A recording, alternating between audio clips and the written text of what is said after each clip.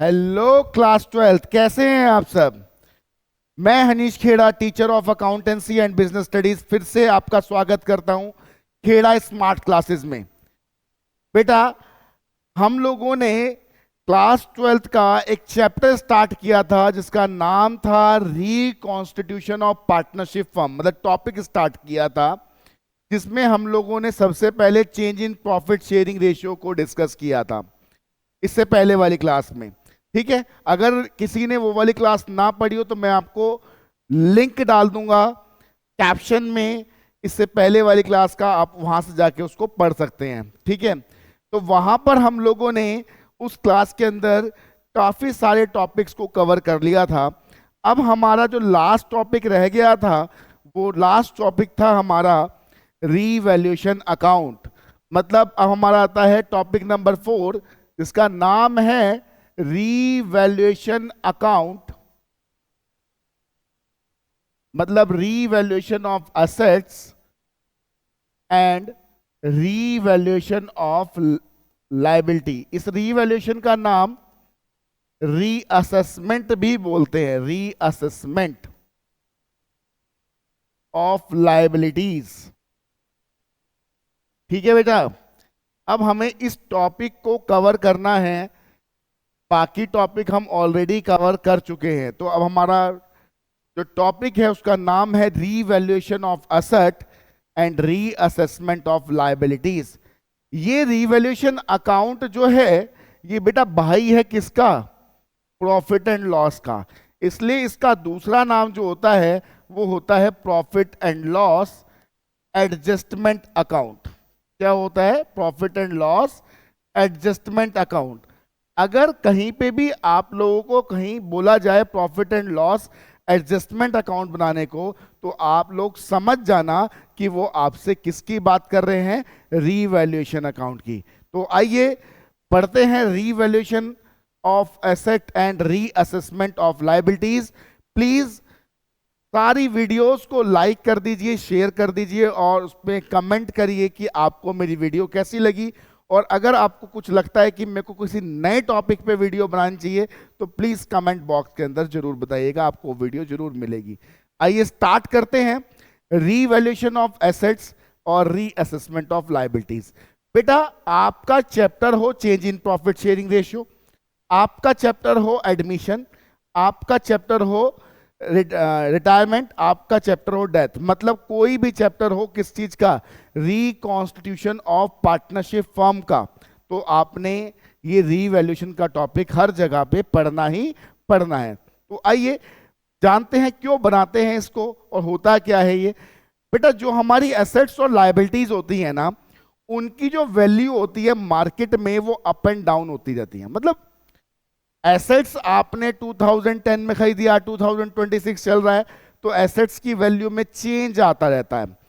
Market में कोई asset की वैल्यू बढ़ती है, किसी एसेट की वैल्यू घट जाती है, कम हो जाती है।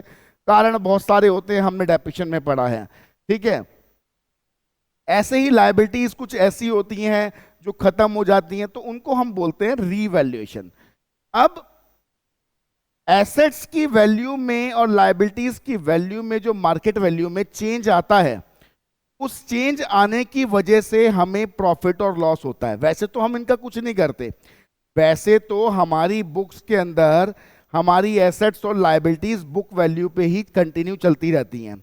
लेकिन जब हमारी फर्म का रिकॉन्स्टिट्यूशन होता है, मतलब किसी पार्टनर का एडमिशन, किसी पार्टनर का डेथ होती है, किसी पार्टनर का रिटायरमेंट या रेशियो चेंज होता है, इन केसेस में हम लोग अपनी एसेट्स और लायबिलिटीज की वैल्यू का असेसमेंट करते हैं, मार्केट वैल्यू से बुक वैल्यू को क्या करते हैं? कंपेयर करते हैं।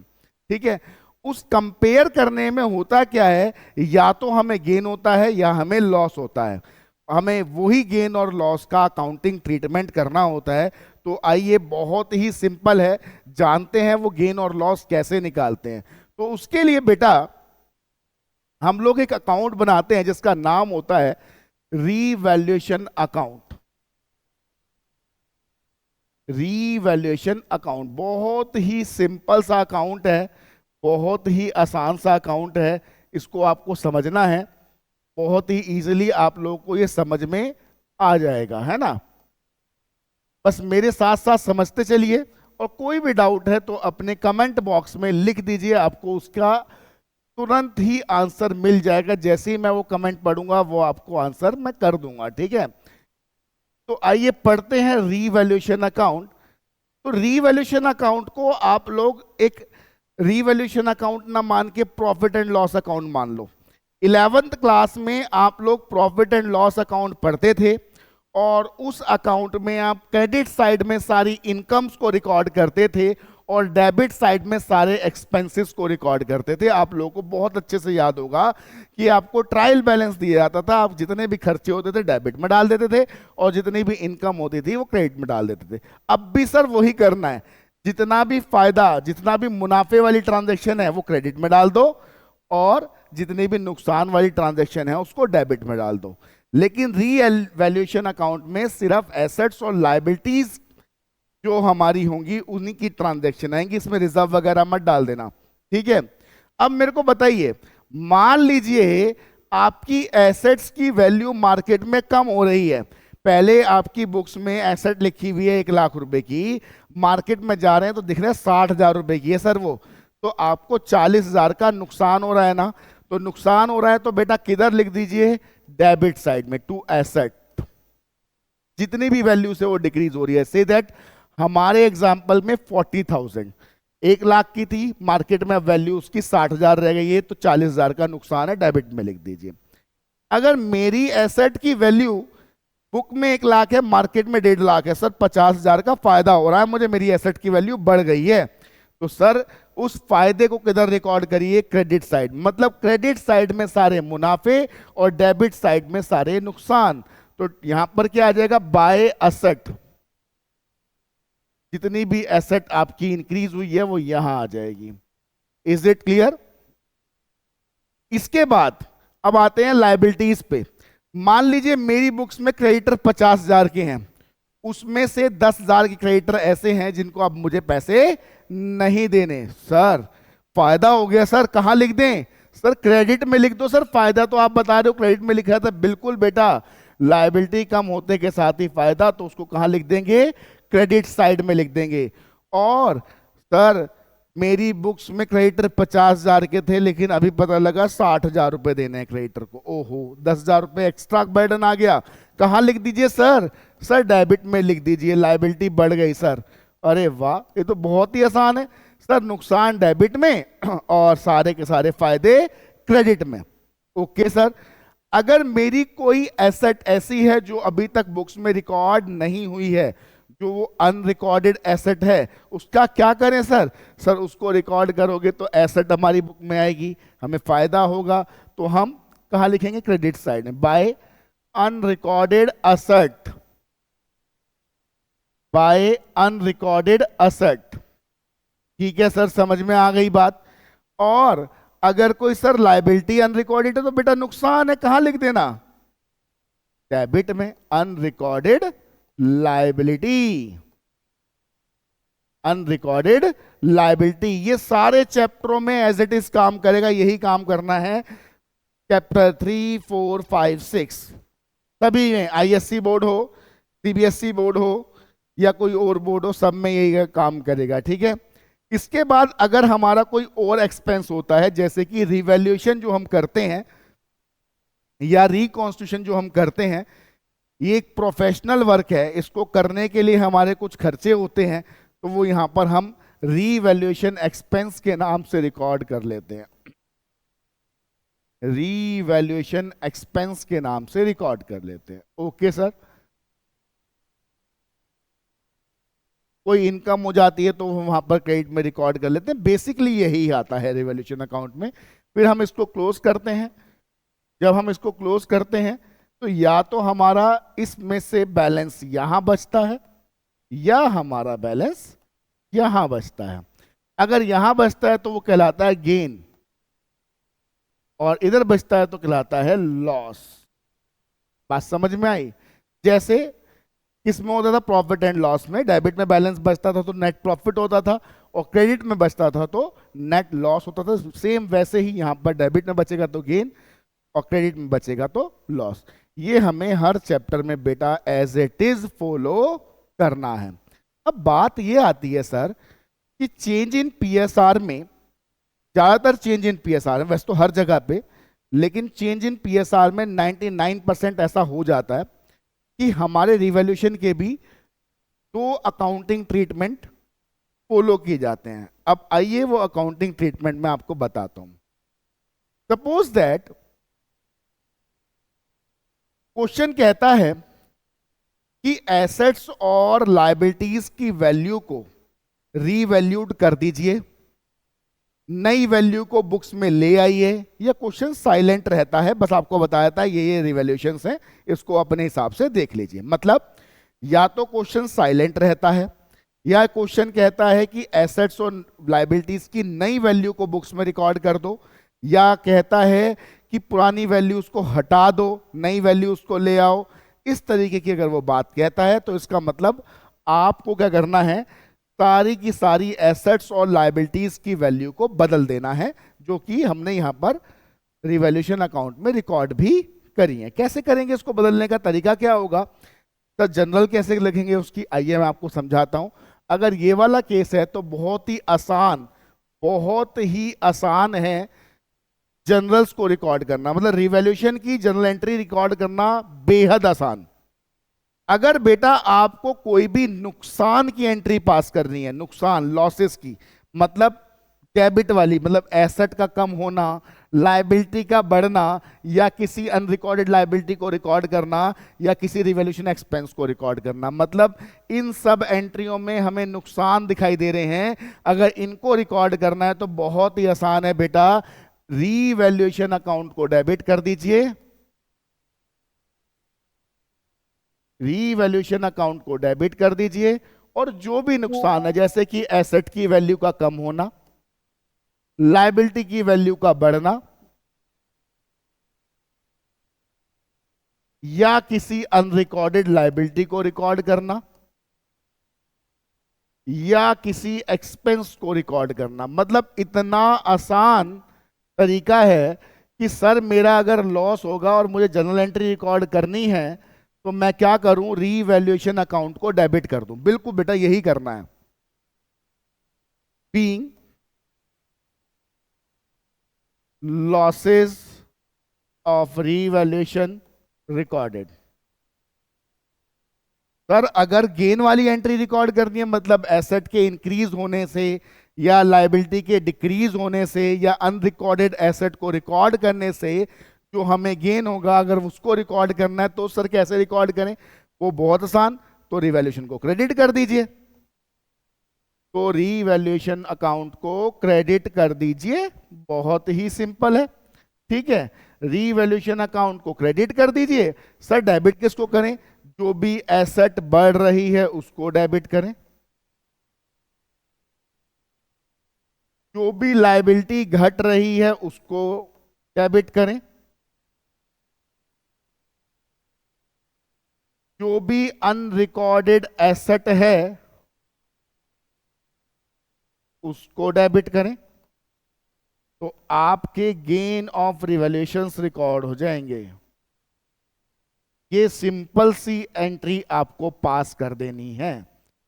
सर एक एग्जांपल बताइए ना, मेरी एसेट बेटा 50,000 रुपए से बढ़ गई है तो क्या करूं, एंट्री करनी है तो एसेट को डेबिट कर दो, रिवैल्यूएशन को क्रेडिट कर दो, बहुत ही सिंपल सी एंट्री पास कर देनी है। ओके सर, अगर हमें रिवैल्यूएशन का गेन होता है, क्या होता है गेन, तो इस गेन को हम किसको बांटेंगे, पार्टनर्स को बांटेंगे। किसको बांटेंगे, पार्टनर्स को। तो उसके लिए एंट्री क्या करेंगे, रीवैल्यूएशन अकाउंट डेबिट गेन, मतलब कहना चाह रहा हूं मैं आपसे, जो फाइनल गेन आएगा, फाइनल अकाउंट बना के ये वाली एंट्री करके जो लास्ट गेन आएगा, अगर वो गेन आएगा तो पार्टनर्स को एंट्री कैसे करेंगे, रीवैल्यूएशन टू पार्टनर्स कैपिटल या current account, being gain of revaluation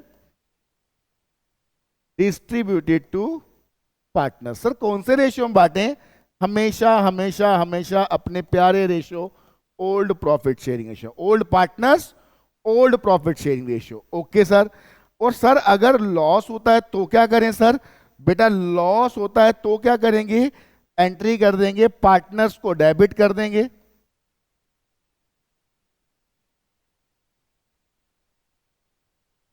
और रीवैल्यूएशन अकाउंट को क्रेडिट कर देंगे। Being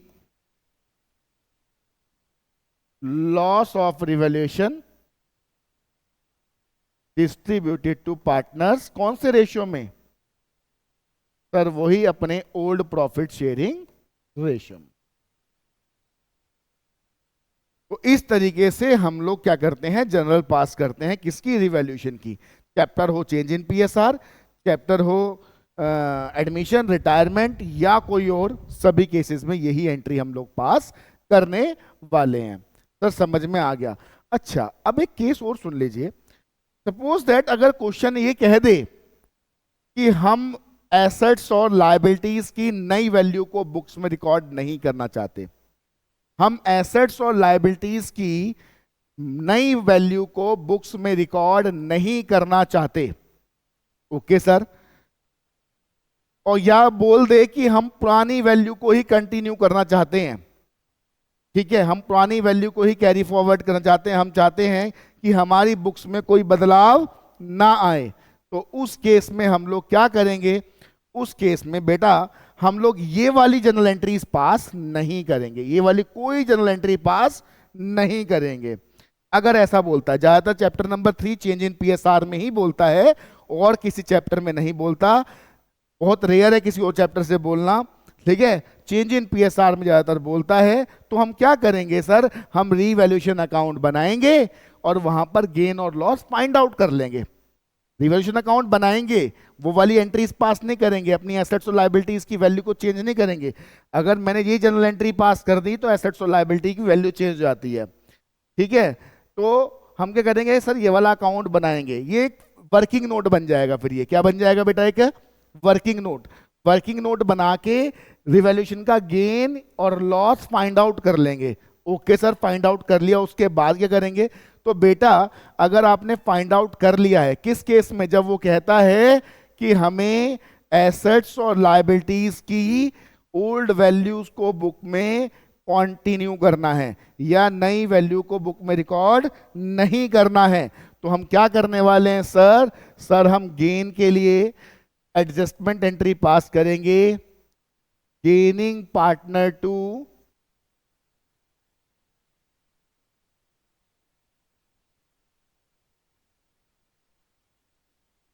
sacrificing partner, gaining partner to sacrificing partner capital या करंट अकाउंट, ये एंट्री हम पास कर देंगे in the case of gain, being adjustment entry passed, being adjustment entry passed. अगर गेन होता है तो ये एंट्री हम लोग पास कर देंगे। और सर अगर लॉस हो गया तो बेटा अगर लॉस हो जाता है तो आप क्या एंट्री पास करेंगे? सैक्रिफाइसिंग पार्टनर्स कैपिटल या current account debit to gaining partner capital या करंट अकाउंट। बिल्कुल वैसे ही जैसे गुडविल के लिए करते हैं, सेम वैसे ही एडजस्टमेंट एंट्री हम लोग पास कर देंगे। ये कब करनी है? जब हमें बुक वैल्यू को चेंज नहीं करना। गेन और लॉस निकालो और गेन के लिए एडजस्टमेंट एंट्री पास करो, गेनिंग टू सैक्रिफाइसिंग पार्टनर, और लॉस के लिए पास करो sacrificing to gaining partner. I think आप लोगों को सब कुछ समझ में आ गया होगा। अब मेरे सारे टॉपिक कवर हो चुके हैं, किससे रिलेटेड? सारे टॉपिक कवर हो चुके हैं रिकॉन्स्टिट्यूशन से रिलेटेड।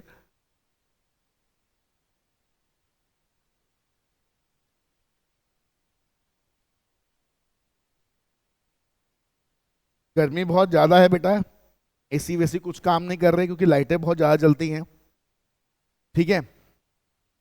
तो प्लीज हमारी जो मेहनत है उस पर थोड़ा सा लाइक, शेयर, कमेंट, सब्सक्राइब ये सब कर दिया करो और ध्यान से पढ़ा करो, ठीक है। बात समझ में आ गई आप लोगों को सारी? रीवैल्यूएशन से रिलेटेड, एडमिशन, रिटायरमेंट, सब में हम लोग यही करेंगे सर, यही करते हैं। बस ये ट्रीटमेंट तब फॉलो करना है जब वो कहे एसेट्स और लायबिलिटीज की वैल्यू को चेंज नहीं करना, सिंगल एडजस्टमेंट एंट्री पास करनी है। सर आपने बहुत सारे टॉपिक कराए, सर एक दो क्वेश्चन से अपनी तरफ से करा दीजिए तो थोड़ा सा और हमें समझ में आ जाएगा। बिल्कुल सेटा, मैं एक क्वेश्चन आपके सामने रख रहा हूं, जरा ध्यान दीजिएगा मेरे क्वेश्चन पे। मेरे पार्टनर है बेटा ए, बी और सी, ठीक है, जिनका रेशियो है 5:3:2। ये बेटा रेशियो ओल्ड है, इन्होंने अब अपना रेशियो डिसाइड करके इक्वल कर लिया, change in profit sharing ratio. जब इन्होंने ये रेशियो डिसाइड किया तब हमारी जो गुडविल एग्जिस्ट करती है बुक में, एग्जिस्ट करती है वो 20,000 एग्जिस्ट करती है, और जो हमारी गुडविल वैल्यूड है, वैल्यूड जो गुडविल वैल्यूड है वो है हमारी बुक में 30,000 की। वैल्यूड एग्जिस्ट करती है और एक वैल्यूड है, और उसी दिन हमारी बुक्स में कंटिंजेंसी रिजर्व है। क्या है? कंटिंजेंसी रिजर्व है, ठीक है। कंटिंजेंसी रिजर्व है कितने का? मान लीजिए हमारी बुक में 10,000 रुपीज का। उसी दिन हमारी बुक्स में प्रॉफिट एंड लॉस का डेबिट बैलेंस है बेटा। क्या है? डेबिट बैलेंस है। ओके सर, कितने का डेबिट बैलेंस है सर? 20,000 रुपीज का। उसी दिन मेरी बुक में एडवर्टाइजमेंट एक्सपेंस है बेटा, कितने का? सपोज दैट 10,000 रुपीज का, ठीक है। उसी दिन मेरी बुक में वर्कमैन कंपनसेशन रिजर्व है बेटा, वर्कमैन कंपनसेशन रिजर्व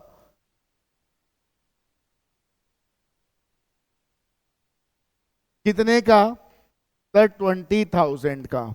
और सर इस पे क्लेम है, claim on WCR, workman compensation reserve कितने का सर? 10,000 का क्लेम भी है सर इस पे, ठीक है। इस पे 10,000 का क्लेम भी है सर। मेरी बुक में इसी दिन इन्वेस्टमेंट फ्लक्चुएशन रिजर्व भी है सर। इन्वेस्टमेंट फ्लक्चुएशन रिजर्व कितने का है? मान लीजिए 30,000 का। उस दिन मेरी इन्वेस्टमेंट की बुक वैल्यू जो है, बुक वैल्यू इन्वेस्टमेंट की कितनी है? 80,000 है सर।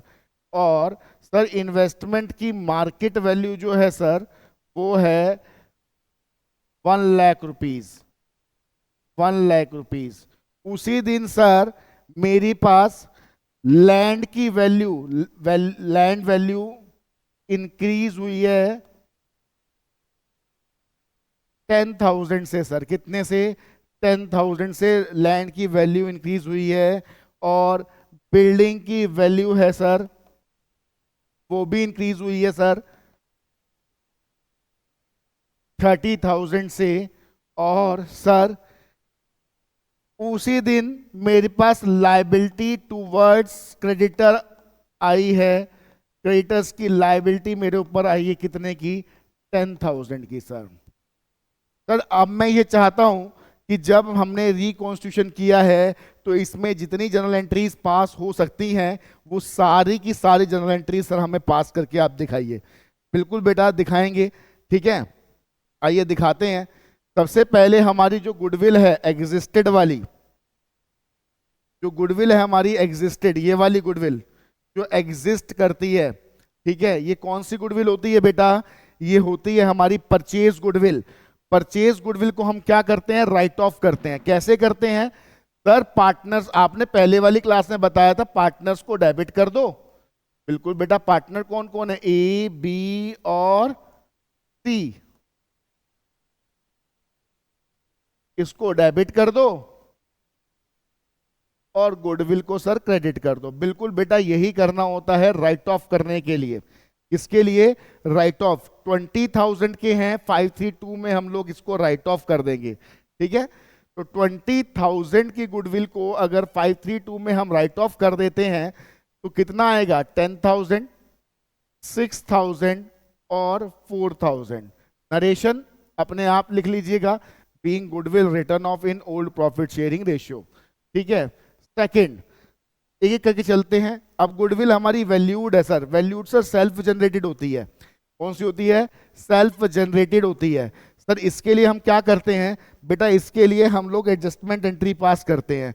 ओके सर, क्या एंट्री पास करते हैं? Gaining partner to secretary, sir आपने बताया था। ठीक है बेटा, ए क्या करेंगे? टेबल सी बना लेंगे, ए बी और सी लिखेंगे, ओल्ड रेशियो लिखेंगे 5:3:2, न्यू रेशियो लिखेंगे इक्वल। जी सर, लिख लिया सर। अब क्या करना है सर? बिल्कुल आसान है। अब क्या करेंगे हम? बहुत ही आसान सा काम करेंगे। पहले गुडविल को, कितनी गुडविल है हमारी? 30,000, इसको हम लोग 5:3:2 में डिवाइड करेंगे। ठीक है, 15,000, 9,000 और 6,000, फिर इक्वली डिवाइड करेंगे 10,000, 10,000 और 10,000। तो आप मेरी बात देखो, ध्यान से पढ़ो, यहां पर बहुत ध्यान से देखो, आपको दिखाई देगा डिफरेंस है यहां पर 5,000 का, यहां पर 1,000 का डिफरेंस है और यहां 4,000 का डिफरेंस है। यहां पर वैल्यू कम हो रही है, 15,000 से 10,000 हो रही है, तो ये सेक्रीफाइस है। यहां पर वैल्यू इंक्रीज हो रही है, नए पे आते हो तो ये गेन है, और यहां पर वैल्यू इंक्रीज हो रही है तो क्या हो रहा है? गेन हो रहा है। ठीक है, इस तरीके से हम लोग निकाल लेते हैं और एंट्री पास कर देते हैं। B's capital account debit 1,000 gaining partner to sacrificing partner, C capital account debit 4,000 to A's capital account 5,000। ये हमारी एडजस्टमेंट एंट्री है जो पास कर दी जाएगी, किसकी? गुडविल की। तो समझ में आ गया सर। इसके बाद हमें आपने दिया था कंटिजेंसी रिजर्व। बिल्कुल बेटा, कंटिजेंसी रिजर्व दिया और उसके बारे में कुछ बोला नहीं, किसको डिस्ट्रीब्यूट करना है या क्या करना है, कुछ नहीं लिखा हुआ। तो क्या करेंगे? कंटीजेंसी रिजर्व को उठा के पार्टनर्स को फेंक के मार देंगे, मतलब पार्टनर्स को डिवाइड कर देंगे। लो जी लो, ले जाओ अपना रिजर्व अपने पास। बिल्कुल बेटा, कंटीजेंसी रिजर्व को बांटने के लिए क्या करेंगे? रिजर्व को डेबिट करेंगे। क्यों? क्योंकि रिजर्व डेबिट होगा तभी रिजर्व खत्म होगा, और वो किसको डिवाइड हो जाएगा? पार्टनर्स को डिवाइड हो जाएगा। कौन से पार्टनर्स को सर? ओल्ड पार्टनर्स को ओल्ड रेशियो में डिवाइड कर देना। A's capital account, B's capital account और सी कैपिटल अकाउंट। ठीक है बेटा, कितने का? 10,000 का। 10,000 का है, इसको हम बांटेंगे ओल्ड रेशियो में, तो ये आएगा 5,000, 3,000 और 2,000। सर समझ में आ गया? सर आपने कंटीजेंसी रिजर्व को बांट दिया, बिल्कुल कंटीजेंसी रिजर्व को डिवाइड कर दिया टू पार्टनर्स। किस रेशियो में कर दिया बेटा? ओल्ड रेशियो में। तो समझ में आ गया, इसको ओल्ड रेशियो को बांटना है। ये कंटीजेंसी रिजर्व जनरल रिजर्व के नाम से भी हो सकता है, रिजर्व फंड के नाम से भी हो सकता है। ठीक है, किसी भी नाम से हो सकता है। आइए, इसके बाद सर प्रॉफिट एंड लॉस का डेबिट बैलेंस दे रखा है। Sir debit balance, debit balance बोल तो लॉस, अगर यहाँ डेबिट बैलेंस नहीं लिखा होता, सिर्फ प्रॉफिट एंड लॉस लिखा होता तो ये प्रॉफिट होता।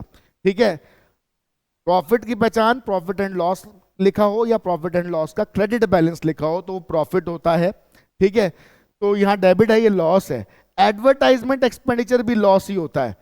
चाहो तो अलग अलग एंट्री कर सकते हो प्रॉफिट एंड लॉस के डेबिट बैलेंस और एडवर्टाइजमेंट के लिए, चाहे तो एक ही एंट्री में दोनों को पास भी कर सकते हो। आइए, हम लोग क्या करते हैं? दोनों को एक ही एंट्री में पास करते हैं। जब भी आप कोई लॉस पार्टनर्स को बांटो तो पार्टनर्स को क्या कर दो? डेबिट कर दो। सर कर दिया है। इसके बारे में भी कुछ लिखा हुआ नहीं था, अभी मैं आपसे थोड़ी सी और डिस्कशन करूंगा। A's capital account debit, B's capital account debit, C's capital account debit to profit and loss, loss बांट रहे हैं, और टू एडवर्टाइजमेंट एक्सपेंस या जो भी है suspense, advertisement expense. Advertisement expense आपका 10,000 का है और लॉस 20,000 का है। 20,000 का लॉस है, 10,000 का एडवर्टाइजमेंट है। तो 20,000 और 10,000 मिला के बने कितने? 30,000। 30,000 को ओल्ड रेशियो में बांटेंगे तो 15,000, 9,000 और 6,000। ये हमने बेटा लॉस पार्टनर्स को बांट दिए। आप नरेशन लिख सकते हैं, being losses distributed to partners या losses written off to partners। ठीक है सर। इसके बाद workman compensation reserve. Workman compensation reserve है हमारे पास। सर मैंने आपको पूरा एक्सप्लेन किया था वर्कमैन कंपनसेशन रिजर्व का, उसका एक पॉइंट उठाया मैंने इस क्वेश्चन में। पॉइंट कोई भी आ सकता है। 20,000 का रिजर्व है, उस पर क्लेम है 10,000 का। कोई बात नहीं सर, मैंने आप लोगों को बताया था करना क्या है, जितना हमारा रिजर्व है उसको डेबिट कर दीजिए। वर्कमैन कंपनसेशन रिजर्व को डेबिट कर दीजिए बेटा। जितना हमारा क्लेम है उस क्लेम को क्रेडिट कर दीजिए, क्योंकि वो लायबिलिटी है, उसको आप हमेशा क्रेडिट करेंगे। रिजर्व को डेबिट करेंगे क्योंकि रिजर्व खत्म करना है, क्लेम रिकॉर्ड करना है। ठीक है, 20,000 का रिजर्व है और 10,000 का उस पर क्लेम है। ठीक है, तो बचा कितना? 20,000 में 10,000 चले जाएंगे तो 10,000 बचेंगे। वो 10,000 जो बचेंगे वो हम किसको बांटेंगे? पार्टनर्स को। To A's capital account, to B's capital account और टू सीज कैपिटल अकाउंट। 10,000 को बांटेंगे तो 5,000, 3,000 और 2,000 इस तरीके से हो जाएगा। ये तो वर्कमैन कंपनसेशन रिजर्व की नरेशन लिख देंगे, being claim recorded and remaining reserve distributed. आइए सर इसके आगे चलते हैं। सर इसके अलावा फिर क्या पॉइंट है? फिर है हमारा जो क्वेश्चन में दे रखा है वो है इन्वेस्टमेंट फ्लक्चुएशन रिजर्व। क्या दे रखा है? Investment fluctuation reserve. यहां देखिएगा दे रखा है इन्वेस्टमेंट फ्लक्चुएशन रिजर्व कितने का? 30,000 का। इन्वेस्टमेंट की बुक वैल्यू है 80,000, मार्केट वैल्यू है 1,00,000। ये पूरा एक ही पॉइंट है। ठीक है। अरे सर इन्वेस्टमेंट की मार्केट वैल्यू ज्यादा है सर बुक वैल्यू से। बिल्कुल बेटा, हमें गेन हो रहा है इसमें। क्या हो रहा है? गेन हो रहा है। तो आइए इसमें गेन रिकॉर्ड करते हैं। 6th वाला पॉइंट है ये। इन्वेस्टमेंट का गेन हो रहा है हमें 20,000 का। ठीक है सर, गेन रिकॉर्ड करते हैं। सर आपने कल बताया था गेन कैसे रिकॉर्ड करते हैं, इससे पहले वाली क्लास में। कैसे रिकॉर्ड करते हैं सर? गेन रिकॉर्ड करने के लिए रिवैल्यूएशन को क्रेडिट कर देते हैं। बिल्कुल, बहुत ही बढ़िया बेटा, बहुत ही ज्यादा बढ़िया। रिवैल्यूएशन को क्रेडिट कर देते हैं। ठीक है, और इन्वेस्टमेंट को डेबिट कर देते हैं। इन्वेस्टमेंट की वैल्यू बढ़ रही है तो इन्वेस्टमेंट को डेबिट कर देते हैं। बिल्कुल बेटा, ऐसे ही करते हैं। गेन रिकॉर्ड हो जाएगा कितने का? 20,000 रुपए का। ये गेन हमारा रिकॉर्ड हो गया। Being gain of investment recorded. Investment का गेन रिकॉर्ड हमने कर लिया। ठीक है, अब इसके बाद मैंने आपको सिखाया कि जो गेन हुआ है ये पार्टनर्स को बांट दीजिए। ठीक है, और मैंने ये भी सिखाया है कि आईएफआर जो हमने बना रखा था, इन्वेस्टमेंट फ्लक्चुएशन रिजर्व जो हमने बना रखा था, आईएफआर 30,000, इसको भी हम पार्टनर्स को बांट देते हैं क्योंकि ये फ्री हो जाता है। तो आइए बांट देते हैं, एक ही एंट्री में कर देते हैं। रीवैल्यूएशन अकाउंट डेबिट 20,000 और investment fluctuation reserve account debit 30,000 to partners A, B और सी। 50,000 हो गया इन दोनों को मिला के। 50,000 को हम बांटेंगे तो 25,000, 15,000 और 10,000। Being gain and IFR distributed to partners. ठीक है जी, तो ये सर समझ में आ गई बात। आइए 7th एंट्री पे चलते हैं सर। 7th एंट्री के लिए इन्होंने बताया कि हमारी लैंड इंक्रीज हो रही है 10,000 से, बिल्डिंग इंक्रीज हो रही है हमारी 30,000 से, और लायबिलिटी हमारी क्रेडिटर की 10,000 की है। ये दोनों तो गेन है और ये क्या है? लॉस है। तो कैसे रिकॉर्ड करें गेन और लॉस को, आइए देखते हैं। बेटा मैंने आपको बताया अगर गेन रिकॉर्ड करना है तो रीवैल्यूएशन अकाउंट को क्रेडिट कर दीजिए। अभी अभी बताया रीवैल्यूएशन अकाउंट को क्रेडिट कर दीजिए, क्योंकि एसेट की वैल्यू बढ़ रही है, इंक्रीज हो रही है, लैंड और बिल्डिंग की वैल्यू बढ़ रही है। तो लैंड अकाउंट डेबिट, मैंने एग्जांपल के लिए लिया था ये, बिल्डिंग अकाउंट डेबिट, दोनों ही इंक्रीज हुए हैं। एक इंक्रीज हुआ है 10,000 से और एक इंक्रीज हुआ है 30,000 से, तो 40,000 का ये हमें रिवैल्यूएशन का गेन हो गया, being gain on revaluation recorded. इसके बाद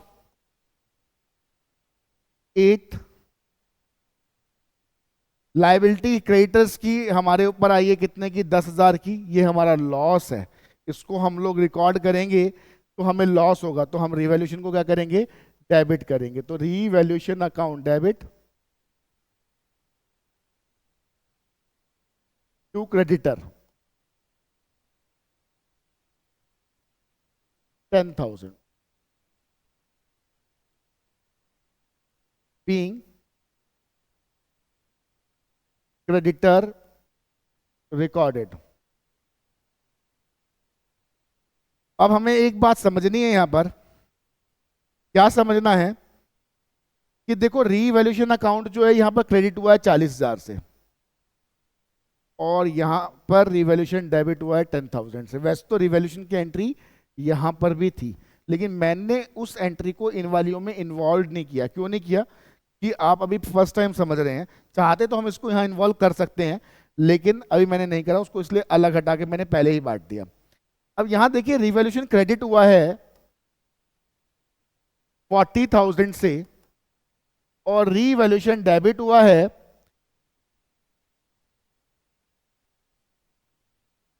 10,000 से, 10,000 से। तो देखिए credit is higher than debit, credit ज्यादा है किससे, डेबिट से। तो अगर क्रेडिट ज्यादा है तो हमें हुआ है गेन, कितने का, 40 माइनस 10, 30,000। रिवैल्यूएशन अकाउंट बना के बार बार कैलकुलेट करने की जरूरत नहीं है, आप ऐसे भी कैलकुलेट कर सकते हैं। अगर डेबिट ज्यादा होगा तो लॉस, क्रेडिट ज्यादा होगा तो गेन। और ये जो गेन है हम किसको बांट देंगे, पार्टनर्स को। एंट्री क्या होगी, revaluation account debit, net gain हमें 30,000 का हुआ है। कुछ बच्चे क्या करते हैं, कुछ बच्चे हर एंट्री के बाद रिवैल्यूएशन का गेन और लॉस पार्टनर्स को बांटते चलते हैं। गलत वो नहीं है, लेकिन उसमें टाइम बहुत लगता है, ठीक है। तो एट द एंड रिवैल्यूएशन की सारी एंट्री करने के बाद गेन और लॉस निकाल के पार्टनर्स को बांट देना चाहिए। ओल्ड रेशियो में बांटेंगे 15,000, 9,000 और 6,000। ये हमारी सारी एंट्रीज हो गई। क्वेश्चन तो बहुत है बेटा, क्वेश्चन इससे रिलेटेड बहुत सारे हैं, लेकिन आप मुझे कोई पर्टिकुलर क्वेश्चन बताएंगे तो मैं आपको बता पाऊंगा। अभी तो मैंने कॉन्सेप्ट की जिम्मेदारी ली है कि आप लोगों को कॉन्सेप्ट समझा सकूं सारे, ठीक है। लेकिन अगर आप मुझे कमेंट बॉक्स में कोई भी बताते हैं क्वेश्चन तो मैं उसके लिए अलग से एक वीडियो बना दूंगा, ठीक है। अब इस वाले क्वेश्चन में एक बात समझ लीजिए। इस क्वेश्चन में ऐसा भी हो सकता था, क्वेश्चन कहता है कंटीजेंसी रिजर्व को हमें डिस्ट्रीब्यूट नहीं करना, प्रॉफिट एंड लॉस के डेबिट बैलेंस को नहीं करना, एडवर्टाइजमेंट एक्सपेंस को खत्म नहीं करना, लैंड की वैल्यू को इंक्रीज नहीं करना, मतलब नई वैल्यूज को रिकॉर्ड नहीं करना। तो हमें सबके लिए एडजस्टमेंट एंट्री करनी पड़ती है। जैसे कंटीजेंसी रिजर्व के लिए gaining partner to sacrificing partner, sir वो कैसे, बिल्कुल ऐसे, पहले कंटीजेंसी रिजर्व को ओल्ड में बांटते, न्यू में बांटते और एंट्री पास कर देते, ठीक है। ऐसे ही प्रॉफिट एंड लॉस के डेबिट बैलेंस लॉस था तो इसके लिए sacrificing partner to gaining partner. Advertisement expense के लिए भी यही करते। लैंड बिल्डिंग और क्रेडिटर्स का हम लोग क्या करते, गेन या लॉस निकाल लेते पहले, ये वाली एंट्रियां ना करते, ये दोनों एंट्रियां ना होती, गेन और लॉस निकालते डायरेक्टली, 30,000 का गेन आता, उसके लिए एडजस्टमेंट एंट्री पास करते, पहले ओल्ड में बांटते। कैसे बांटते, ऐसे बांटते सर, पहले ओल्ड में फिर न्यू में फिर एडजस्टमेंट एंट्री पास करते। इनसे रिलेटेड कोई भी क्वेरी हो तो बता देना, अगर कोई क्वेरीज हैं तो मैं कुछ क्वेश्चंस भी अलग से डाल दूंगा। तो यहाँ मेरा चेंज इन पीएसआर के जो मेन टॉपिक्स हैं वो टॉपिक्स सारे के सारे खत्म हो जाते हैं चेंज इन पीएसआर में, इसके अलावा कोई और टॉपिक नहीं है। चेंज इन पीएसआर में जितने भी टॉपिक्स आपने पढ़े हैं वो सारे टॉपिक कंटिन्यू करेंगे एडमिशन में। एडमिशन में हमारे 2 नए टॉपिक आएंगे, वो मैं अभी आपको नेक्स्ट क्लासेस में पढ़ाना शुरू कर दूंगा। बस आपको क्या करना है, वीडियो को शेयर, लाइक, कमेंट और सब्सक्राइब करना चैनल को। और अगर कोई चाहता है कि मेरे से ऑनलाइन क्लास लेना चाहता है, किसी को मेरा पढ़ाया हुआ अच्छा लगता है, तो वो मेरे को इस नंबर पे कांटेक्ट कर सकता है 8527246197, या कमेंट बॉक्स में भी मेरे से बात कर सकता है। ठीक है, आज के लिए बस इतना ही। थैंक यू, फिर मिलेंगे नेक्स्ट क्लास में।